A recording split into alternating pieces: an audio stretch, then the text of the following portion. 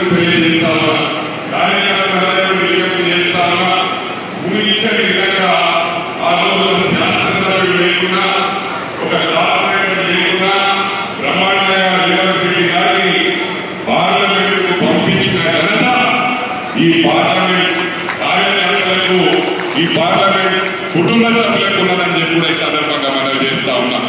ఒకటే గమనించాలి, ఇది ఒక గోల్డెన్ లెగ్. ఎవరిక్కడ నుంచి పార్లమెంట్ సభ్యుడైతే మన అక్కగారు చెప్తారు, ఎందుకంటే ఆల్రెడీ అక్కగారు నాకు చెప్పిండ్రు, అందుకు అవన్నీ నేను చెప్పి అక్క అవకాశం పొడబడదలుచుకోలేదు, అక్క నోటనే విందామని చెప్పి కూడా ఈ సందర్భంగా మనం చేస్తా ఉన్నా. అక్కగారు సునీతా మహేందర్ రెడ్డి గారు మనకు 10 సంవత్సరాలు ఉమ్మడి రంగారెడ్డి జిల్లాకు జిల్లా పరిషత్ చైర్మన్ గా చేశారు. ఈ రోజు సిటీ వికారాబాద్ జెడ్పీ చైర్మన్ ఉన్నారు. అక్కడ 18 మండలాలు ఇప్పుడు కూడా పెద్దదే. రంగారెడ్డి ఉమ్మడి జిల్లా చాలా పెద్దది, అందరికీ కూడా తెలుసు. మరి అదేవిధంగా మహేందరన్న గురించి చెప్పాలంటే 15 సంవత్సరాలు అధ్యక్షుడిగా ఉమ్మడి రంగారెడ్డి జిల్లా అధ్యక్షుడిగా పనిచేసిండు. మరి అదేవిధంగా మంత్రిగా పనిచేసిండు. అందరికీ సుపరిచితులే. ఇవాళ మన మల్కాజ్గిరి పార్లమెంట్ లో ఇంతకన్నా బ్రహ్మాండమైన క్యాండిడేట్ లేరని చెప్పి సందర్భంగా మనం చేస్తా ఉన్నాం. మొన్న మేడ్చల్ నియోజకవర్గ కాన్స్టిట్యున్సీ మీటింగ్ లో చెప్పడం జరిగింది, అక్క హైయెస్ట్ మెజారిటీ మీకు పార్లమెంట్ లో మేడ్చల్ నుంచి 100కి 100 పాలు వస్తుందని చెప్పిన. నేను పార్లమెంట్ సభ్యుడిగా పోటీ చేసిన, అంటే సపరేషన్ ఆఫ్ స్టేట్ తర్వాత మొట్టమొదటి టీఆర్ఎస్ పార్టీకి ఎంపీగా పోటీ చేసిన 14 రోజుల టైం ఉండేది. కానీ 52,000 మెజారిటీ ఇచ్చిన ఘనత మైనారిటీ సోదరులు 1,00,000 ఉన్నారు. అంటే ముస్లిం మైనారిటీ 90 నుంచి 1,00,000 లోపల ఉన్నారు. ఒక 50-55,000 మంది క్రిస్టియన్ మైనారిటీలు ఉన్నారు. సెక్యులర్ పార్టీ అంటేనే కాంగ్రెస్ పార్టీ అని చెప్పి సందర్భంగా తెలియజేస్తా ఉన్నాం. అలా దృష్టిలో పెట్టుకొని తప్పకుండా హనుమంతన్న పోటీ మేడ్చల్తో పోటీ ఇస్తాడు. ఇక్కడ హరివర్ధన్ రెడ్డి గారు ఉన్నారు. హరివర్ధన్ రెడ్డి గారికి హనుమంత్ రెడ్డి గారికి పోటీ ఉంటుంది. ఏది హైయెస్ట్ మెజారిటీ వస్తే ఫస్ట్ ప్రయారిటీ అక్క మీకే ఇస్తుందని చెప్పి ఈ సందర్భంగా తెలియజేస్తా ఉన్నా. మరి కార్యకర్తలకు ఒక విజ్ఞప్తి చేస్తా ఉన్నా, మీరు చాలా బ్రహ్మాండంగా పనిచేస్తారు, కానీ ఎన్నికలు రాగానే మీ సమస్యలు చెప్తుంటారు. అది మంచి పద్ధతి కాదు. ఎన్నికల తర్వాత 5 సంవత్సరాలు మీకు పూర్తి రైట్ ఉంటుంది. That is the right time. అప్పుడు మనం అవసరమైతే అక్కగారు ప్రతి నియోజకవర్గానికి morning to evening, morning breakfast, lunch, dinner ఇక్కడనే చేసి ప్రతి కాన్స్టిట్యున్సీకి టైం ఇస్తారు. అప్పుడు మీ సమస్యలు చెప్పండి.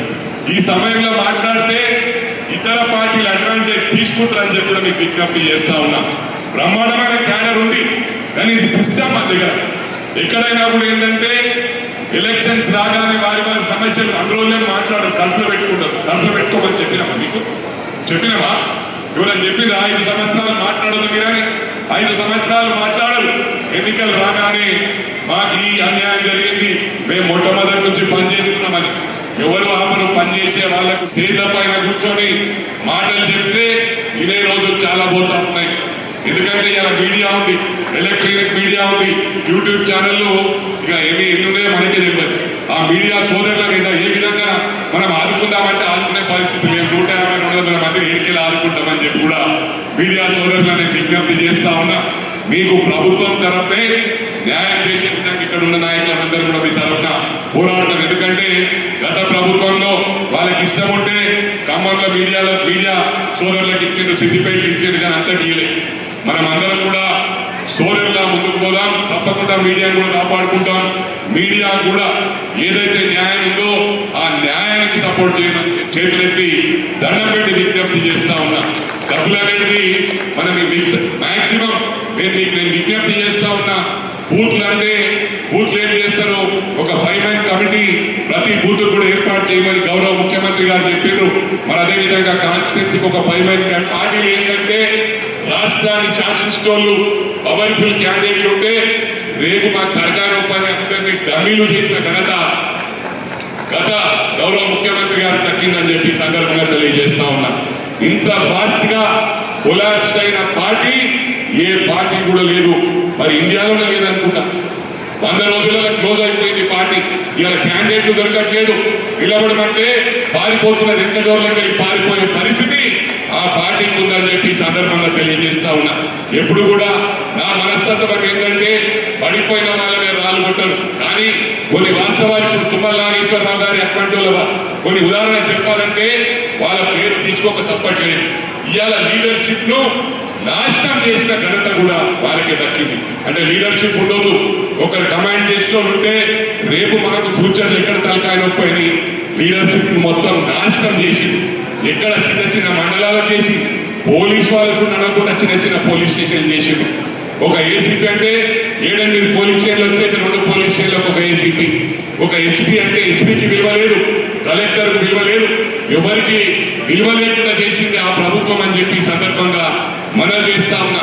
ఒక మండల స్థాయి లీడర్, ఒక సర్పంచ్ కు, ఒక ఎంపీటీసీకి, ఒక కార్పొరేటర్ కు, కౌన్సిలర్ కూడా రెస్పెక్ట్ చేసి లేకుండా చేసిన ఘనత గుండెని చేసుకొని మీరు ఆత్మ పరిశీలన చేసుకోవాలని చెప్పి వాస్తవాలా కాదా అని చెప్పి. సర్పంచ్ అంటే విలువిచ్చే పరిస్థితి లేదు, కౌన్సిలర్ అంటే విలువిచ్చే పరిస్థితి లేదు, ఒక ఎమ్మెల్యేకు విలువిచ్చే పరిస్థితి లేదు, ఒక మినిస్టర్.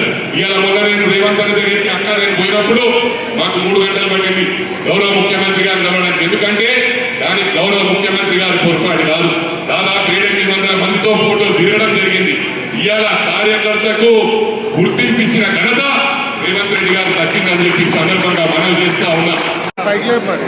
రంగారెడ్డి జిల్లాతో అనుబంధం కలిగినటువంటి కుటుంబం, అభివృద్ధి కార్యక్రమాల్లో భాగం పంచుకున్నటువంటి కుటుంబం, జిల్లా పరిషత్ చైర్పర్సన్గా, అదేవిధంగా మహేందర్ రెడ్డి గారు శాసనసభ్యుడిగా, మంత్రిగా, ఎమ్మెల్సీగా ఈ రంగారెడ్డితోటి వాళ్ళ కుటుంబ జీవితం నెరవేర్చుకుంది.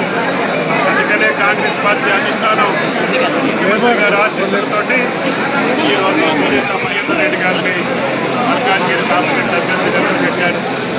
గతంలో వాళ్ళ యొక్క సేవాభావాన్ని గుర్తించినటువంటి సరైనటువంటి మహేందర్ రెడ్డి గారిని మల్కాజ్గిరికి పంపించినందుకు ఈరోజు మల్కాజ్గిరి నియోజకవర్గ ప్రజలు ఈరోజు కుతుబుల్లాపూర్ నియోజకవర్గ సన్నాహక సమావేశంలో కార్యకర్తలు, నాయకులు అత్యంత ఉత్సాహంతో గత అసెంబ్లీలో ఎన్నికలు జరిగినటువంటి పొరపాట్లు మళ్లీ జరగకుండా పెద్ద మెజారిటీతో సునీత మహేందర్ రెడ్డి గారిని గెలిపించడానికి వాళ్ళు కథం దొక్కుతున్నారు. కార్యకర్తలందరికీ కూడా ధన్యవాదాలు తెలియజేశాం. ఈ 40 రోజులు కష్టపడి మీరు పనిచేయండి.